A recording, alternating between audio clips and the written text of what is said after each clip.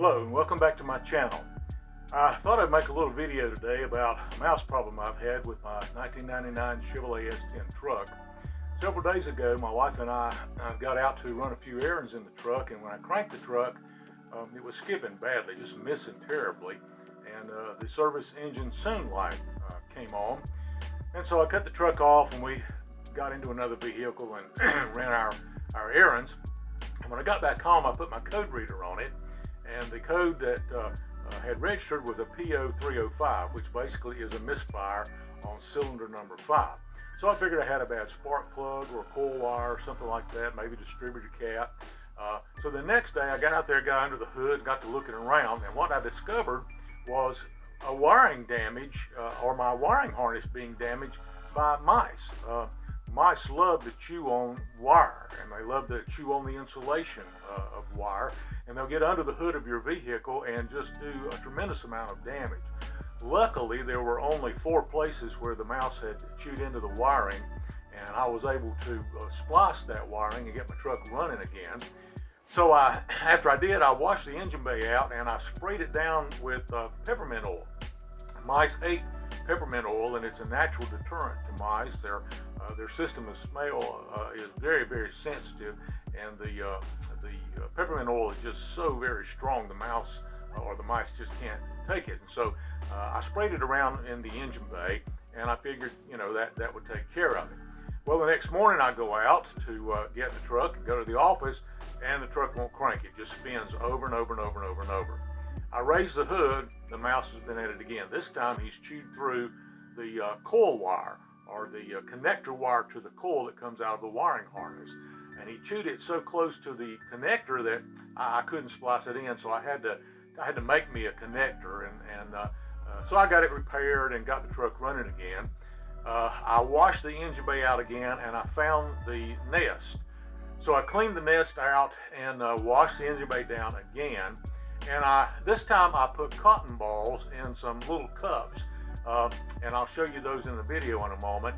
And I sprayed not only the peppermint spray, I had it diluted in water, about 10 drops in a little bottle of water, but I also took this full strength peppermint oil and put it into the cotton balls. And I put the cotton balls in these little cups in the engine bay, in places where they wouldn't get hot and melt, but places where there's a lot of wiring. And so far, that has taken care of the problem. I've also ordered an ultrasonic mouse repellent to put under the hood of the truck, but I wanted to catch the mouse, so I have a homemade mouse trap that's guaranteed to work every time.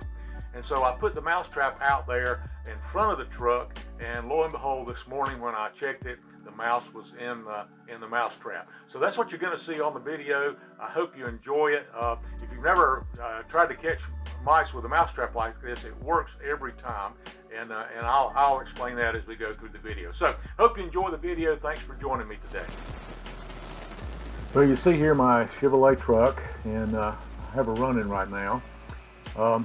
You can see that I have actually placed these little cups. I've drilled holes in the cups, in the tops, and around the sides and in the bottoms, and I have soaked cotton balls in peppermint oil, and I've placed them in the cups and put them in places close to the wiring, but I've purposely stayed away from places where the heat would melt the cups.